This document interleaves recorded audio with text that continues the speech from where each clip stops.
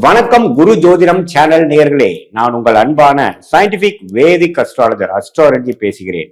நல்லது நினைப்போம், நல்லதே நடக்கும். இந்த வீடியோல சிம்ம ராசிக்காரர்களுக்கு 2025 அக்டோபர் மாதம் எத்தகைய ஒரு மாதமாக பலாபலன்கள் நிறைந்த மாதமாக இருக்க போகுதுன்னு பாக்குறோம்.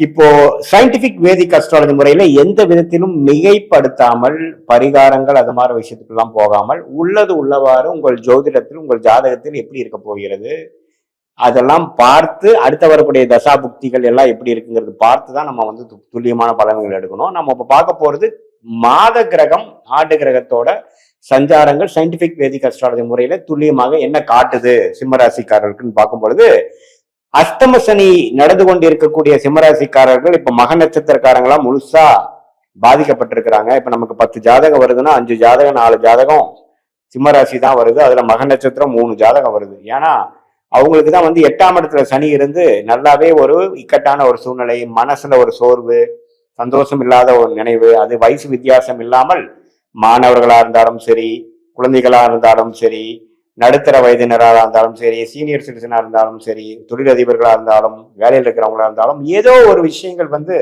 மனசை படுத்துற மாதிரியும் மனசுக்கு ஒரு நல்ல விஷயம் கொடுக்காது. நண்பர்கள் விஷயமா இருக்கட்டும், பண விஷயமா இருக்கட்டும், வேலை திடீர்னு போகிற விஷயமா இருக்கட்டும், இல்லற வாழ்க்கையில பிரச்சனையா இருக்கட்டும், குழந்தைகளாக இருக்கட்டும், ஹெல்த் இஷ்யூஸா இருக்கட்டும், சீனியர் சிட்டிசன்ஸ்க்கு இது மாதிரி பல தொல்லைகளை கொடுக்கக்கூடிய பல திடீர் மாற்றங்களை கொடுக்கக்கூடிய அமைப்புகள் வந்து சிம்மராசிக்காரர்களுக்கு போய் கொண்டிருக்கிறது. அதே சமயத்துல குரு 11ஆம் இடத்திலிருந்து ஓரளவுக்கு அந்த அஷ்டம சனியின் தாக்கத்தை குறைத்து கொண்டிருக்கிறார் என்பதுதான் உண்மை. அதாவது கொஞ்சம் என்னதான் பிரச்சனைகள் வந்தாலும் சில லாபங்களும் சில நம்பிக்கைகளும் கொடுத்து அஷ்டமசனி நடக்கக்கூடிய சிம்மராசிக்காரர்களை கொஞ்சம் தட்டி கொடுத்து பரவாயில்லை, ஜெயிச்சிருவ, கவலைப்படாத அப்படிங்கிற ஒரு ஹோப்பை கொடுக்கக்கூடிய ஒரு நம்பிக்கை கொடுக்கக்கூடிய கிரகமாக 11ஆம் இடத்தில் இருக்கக்கூடிய குரு 5ஆம் இடத்தை பார்த்து வலுப்படுத்துறார் என்பதுதான் உண்மை.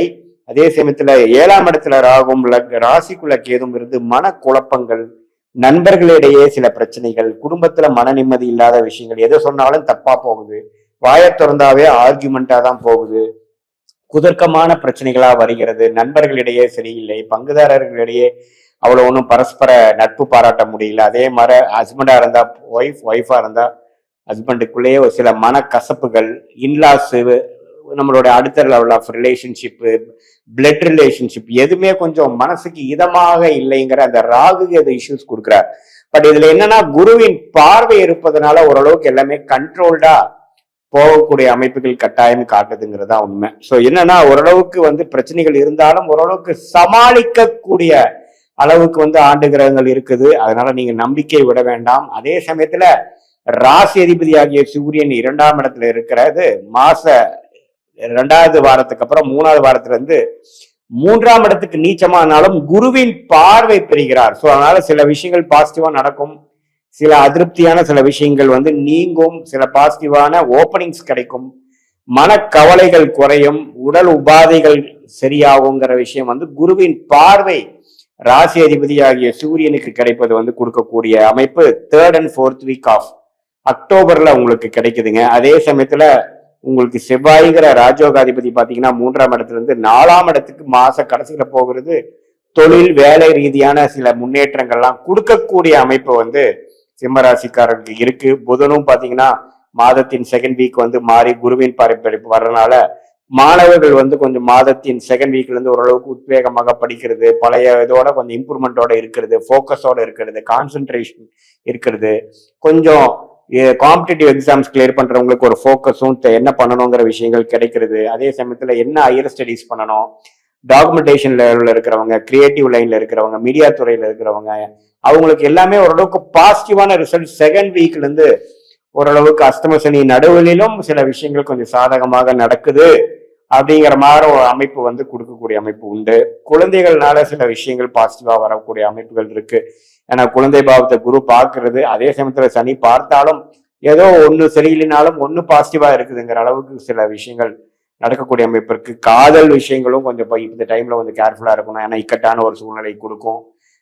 ஏன்னா அஷ்டம சனியில எல்லாமே கைக்கு கிடைச்சது வாய்க்கு கிடைக்கவில்லைங்கிற மாதிரி ஒரு அமைப்பு தான் கொடுக்குமே எப்படியா. அதனால நம்ம மன உளைச்சல் அடையாமல் எல்லாமே ஒரு மாதிரியான வேகமாக சொல்லாமல் விவேகமாக செயல்பட்டு எமோஷனலை வந்து கண்ட்ரோல் பண்ணி ஓரளவுக்கு வாழ வேண்டிய ஒரு தருணமாக சிம்மராசிக்காரங்க எல்லா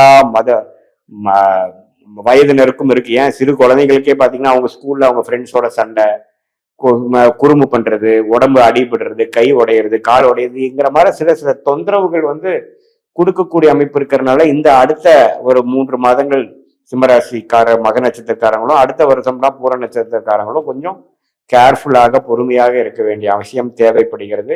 மற்றபடி குருவின் சஞ்சாரம் நல்லா இருக்கிறனாலையும் மாத கிரகத்தின் பயிற்சிகள் ஓரளவுக்கு சிம்மராசிக்காரர்களுக்கு பாசிட்டிவா இருக்கிறதுனால அந்த அளவுக்கு நட்டாத்துல விட்டு நம்ம பிரச்சனை கொடுக்கக்கூடிய அமைப்புகள் இல்லை.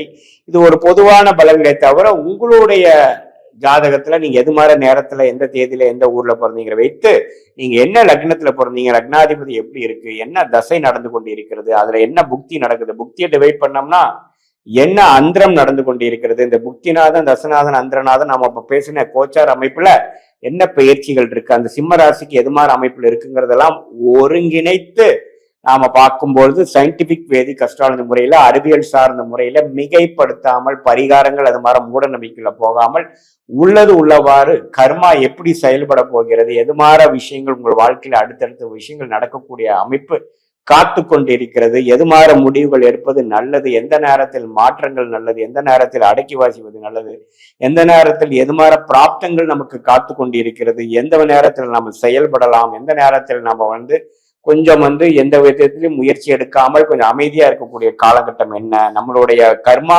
என்ன சொல்லுது, வெளிநாடு விஷயங்களா அல்லது உள்நாட்டு விஷயங்களா, வெளி மாநிலமா, வேலையா, தொழிலா, கல்யாணம் எப்பொழுது, எது மாதிரி விஷயங்கள், படிப்பு எப்படி, இது எல்லாமே உங்களுடைய ஜென்ம ஜாதகத்தில் சயின்டிபிக் வேதிக் அஸ்ட்ராலஜி முறையில துல்லியமான பலன்கள் பார்த்து அறிவியல் சார்ந்த முறையில ஒளி தத்துவத்து மூலமா பார்த்து இப்ப பார்த்த கோச்சார முறையில வரக்கூடிய ஆண்டு கிரக மாத கிரகத்தின் அமைப்பும் சேர்த்து வைத்து பார்க்கும்போது சமய விரயங்கள் பொருள் விரயங்களை தவிர்த்து உங்கள் பிராப்தம் என்னவோ அதுக்கு தகுந்த மாதிரி முடிவுகளை எடுத்து எதிர்நீச்சல் போடாமல் உங்களுடைய குறிக்கோள், உங்களுடைய வாழ்க்கையின் கோல்ஸ் என்ன, நீங்க வாழ்க்கையில என்ன செய்ய நினைக்கிறீங்கிறதெல்லாம் தெளிவாக தெரிந்து நம்ம பிராப்தத்துக்கும் நம்மளுடைய திட்டங்களுக்கும் உள்ள இடைவேளையை குறைத்து அது பிரகாரம் நம்ம வாழ்க்கையில ஒரு விஷயமும் அந்தந்த நேரத்தில் நாம பொறுமையாக செய்யும் பொழுது எளிதாக நம்ம வாழ்க்கையில வெற்றி பெறலாம்.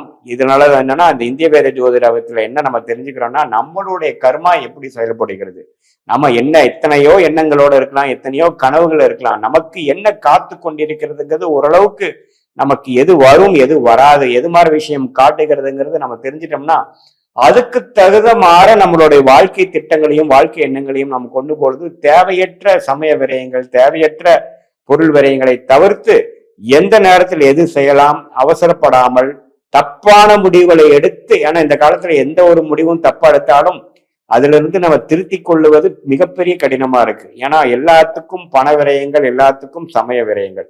சோ அதை தவிர்த்து நம்மளுடைய பிராப்தத்துக்கு நிகரான வாழ்க்கை சம்பவங்களை அமைப்புவேமானால் எளிதில் நாமல் வெற்றி பெறலாம் என்பதை என கேட்டுக்கொள்கிறேன். மீண்டும் மற்றொரு காணொலியில் கண்டிப்போம். நன்றி, வணக்கம்.